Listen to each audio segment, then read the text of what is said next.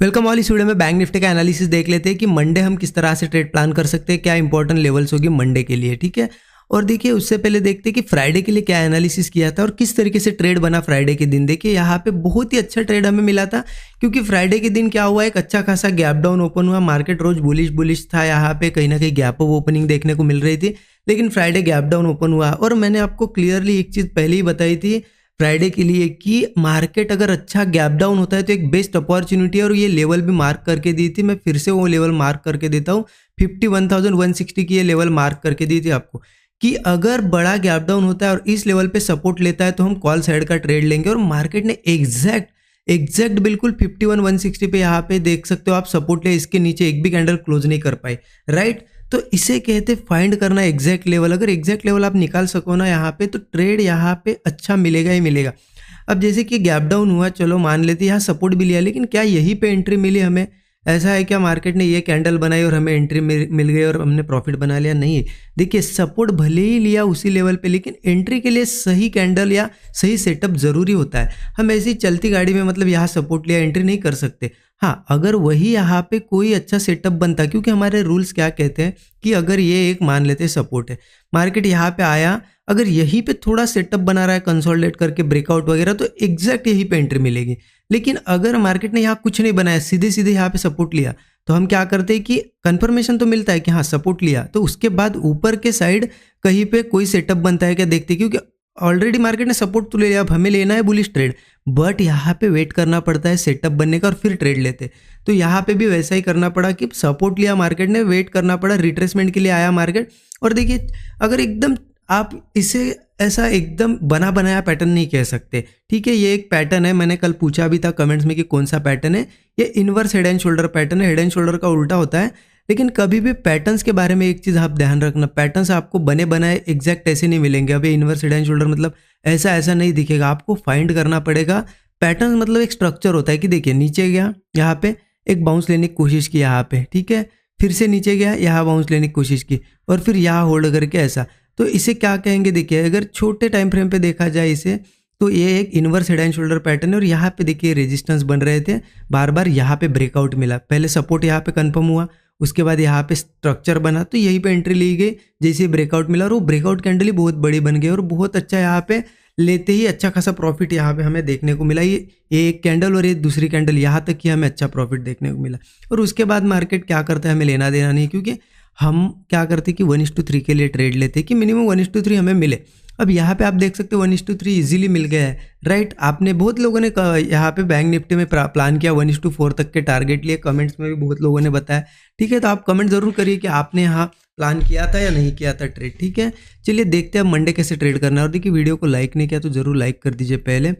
अब मंडे के लिए देखा जाए तो ये लाइन में पहले मिटा देता हूँ और हम चलते 15 मिनट चार्ट पे। देखिए 15 मिनट का चार्ट ओपन कर दिया, कहीं ना कहीं पहले मार्केट का स्ट्रक्चर समझिए। बैंक निफ्टी ने रेजिस्टेंस ऊपर के साइड, यहाँ पे आपको भी पता ही है रेजिस्टेंस ये 53,000 के ऊपर बना लिया, 53,200 के आसपास। अब ये नीचे ट्रेड कर रहा है, बट नीचे भी क्या कर रहा है, ये थोड़ा सा होल्ड कर रहा है, आप देख सकते हो। अगर मैं दिखाऊँ आपको क्लियरली तो देखिए ये सपोर्ट लेवल बनाने की कोशिश कर रहा है मार्केट, ये एक सपोर्ट जोन बनाने की कोशिश कर रहा है। ऊपर देखिए बार बार रेजिस्टेंस ले रहा है इस तरीके से। तो अगर ये सपोर्ट सस्टेन हो जाता है, ये ऊपर निकलता है, तो एक अगेन ये ऑल टाइम हाई के आसपास जा सकता है, ठीक है।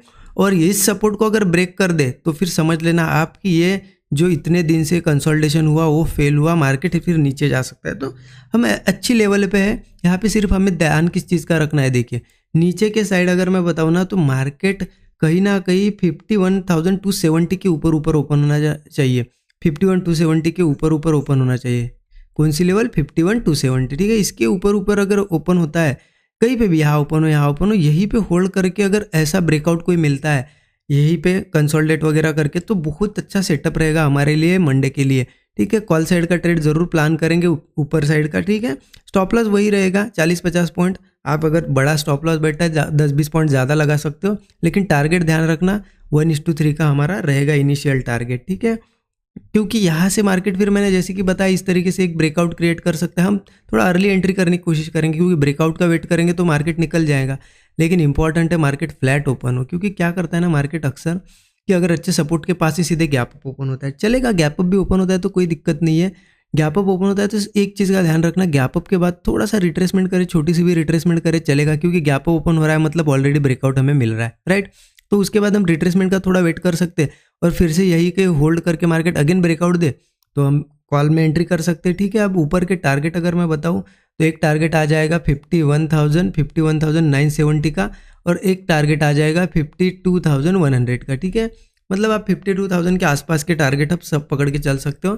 51,970 और 52,100 ये हमारे टारगेट रहेंगे, या फिर सिंपल सा टारगेट तो आपको पता है 40-50 पॉइंट का स्टॉप लॉस है, 1:3 का टारगेट मिल गया, आप निकल सकते हो, सिंपल है, राइट। अपसाइड का बहुत क्लियर है, गैप अप हो या फ्लैट ओपन हो, थोड़ा अगर बुलिश सेटअप बनता है तो कॉल हम जरूर लेंगे। हाँ, पुट साइड का ट्रेड कब लेना है, ये 51,170 के नीचे दिख रही है लेवल आपको, 51,170 के अगर ये नीचे ट्रेड करने लगता है, क्योंकि क्या हो सकता है किसी केस में ये जो सपोर्ट लेवल बना हुआ है ना, सीधे मार्केट ये 51,170 के नीचे ओपन हो या फिर यहाँ ओपन होके चला जाए, तो फिर ध्यान इस चीज़ का रखना कि इसके नीचे भी वो जाता है मार्केट तो हमें सस्टेन करने का वेट करना है। क्योंकि क्या करते हैं हम जल्दबाजी में पुट ले लेते हैं और मार्केट रिवर्स आ जाता है, ऐसा नहीं करना है, उसे सस्टेन करने दो। सस्टेन कर रहा है मतलब वो एक हमें शो करेगा कि हाँ अब मैं सपोर्ट के नीचे सस्टेन कर रहा हूँ, और जैसे ही कोई फ्रेश ब्रेकडाउन आएगा ट्रेड लेंगे हम 51,170 के बाद, ठीक है। पुट साइड का ट्रेड, क्योंकि देखिए ऐसे जगह पे हम है, दोनों साइड की एक अच्छी अपॉर्चुनिटी बन सकती है। अब कुछ लोग बोलेंगे कि दोनों साइड के क्यों बता रहे हो, जिस साइड जाएगा वही बताओ। देखिए मार्केट्स की लेवल्स होती है, कुछ ऐसी इंपॉर्टेंट लेवल होती है। अब देखिए यहाँ पे साइकोलॉजी होती है, ऐसा नहीं कि इसके नीचे जाता तो पुट लिया, इसके नीचे इसके पीछे साइकोलॉजी देखिए। यहाँ पे मार्केट कितनी तेजी से आया था, देखिए सेलर आए थे, यहाँ पे होल्ड कर गए, यहाँ बायर्स ने होल्ड किया और ऊपर गए। इसका मतलब क्या है, यहाँ बायर आ रहे बार बार, ये लेवल बायर्स के लिए बहुत अच्छी लग रही है बायर्स को कि इस लेवल से बाइंग करनी चाहिए। फिर से नीचे आया मार्केट, इस लेवल के आसपास से बाइंग आई, फिर नीचे आया, आप देख सकते हो फ्राइडे के दिन फिर से ऊपर गया, मतलब बायर्स ने ये एरिया पकड़ रखा है। अब होगा क्या, बायर्स ने यहाँ पे बाइंग किए, यहाँ पे बाइंग किए और सब ने स्टॉप लॉसेस यहाँ पे रखे, राइट। उनको लग रहा है अब ऊपर जाएगा। अब होता क्या है ना, गैप डाउन करके किसी केस में इसके नीचे आ जाए तो वो बायर्स पैनिक में आके क्या करते हैं, अपनी क्वांटिटी सेल करना शुरू करते हैं। और हमारे जैसे लोग भी बैठे होते हैं कि सपोर्ट, जिनको पता है कि ये सपोर्ट है, इसके नीचे आया तो पुट लेना है, वो भी पुट लेते हैं। तो क्या हो रहा है देखिए यहाँ पे, मतलब पुट ले रहे हैं, मतलब हम भी एक टाइप के सेलर्स ही बन गए ना, हम भी सेलिंग कर रहे हैं और ये भी बायर्स सेल कर रहे हैं, तो प्रेशर कितना आएगा, डबल से 2x प्रेशर आएगा, तो इसलिए यहाँ से तेजी से नीचे भी जाता है। तो आप ये समझ लेना, साइकोलॉजी होती है लेवल्स के पीछे, ऐसा नहीं कि दोनों साइड के बता दिए। क्योंकि बताना क्यों पड़ता है, क्योंकि वहाँ पे वो लॉजिक बैठ रहा है, यहाँ पे हमेशा नहीं बताई जाती ये चीज़ें। मैंने अब दो दिन कंटिन्यू आपको बताया मैंने कि पुट नहीं लेना है, मैंने क्या बताया था, पुट नहीं लेना है, पुट नहीं लेना है, कॉल ही लो, कॉल ही लो, राइट। तब क्यों नहीं बताया मैंने कि पुट भी लो कॉल भी लो, क्योंकि तब यहाँ पे प्राइस एक्शन बुलिश था। अभी के लिए यहाँ ऐसी अपॉर्चुनिटी है कि आपको दोनों साइड के ट्रेड बन सकते हैं, ठीक है। तो जो हम इंट्राडे ट्रेडर है, हमें क्या करना है कि जिस डायरेक्शन में सेटअप बना उस डायरेक्शन में ट्रेड लेना है, और पैसा हमें इंट्राडे के अंदर हमें प्रॉफिट लेके निकल जाना है। हम लॉन्ग टर्म इन्वेस्टर नहीं कि ऊपर जाएगा तो बैठे रहेंगे, नीचे आएगा तो बैठे रहेंगे, ठीक है। तो ये चीज़ थोड़ा समझ लिया करें, क्योंकि मैंने 1-2 बार कमेंट पढ़ी है कि एक ही डायरेक्शन बताओ। अरे एक मैं डायरेक्शन अगर बता दूं कि चलो कल कॉल ले सकते हैं और मार्केट नीचे आया और जा ही जा रहा है, आप तो मिस कर जाओगे ना अपॉर्चुनिटी, क्योंकि यहाँ पे वो लॉजिक आपको नहीं समझ आया, लेकिन मैं आपको यहाँ पे समझाने की कोशिश कर रहा हूँ। तो आप ये नोट करके रखिए चीज़ें, धीरे धीरे आपको भी ये समझ में आएगी, ठीक है। आई होप आपको चीज़ें समझ में आई होगी जो मैंने बताई है। और देखिए ज़रूर यहाँ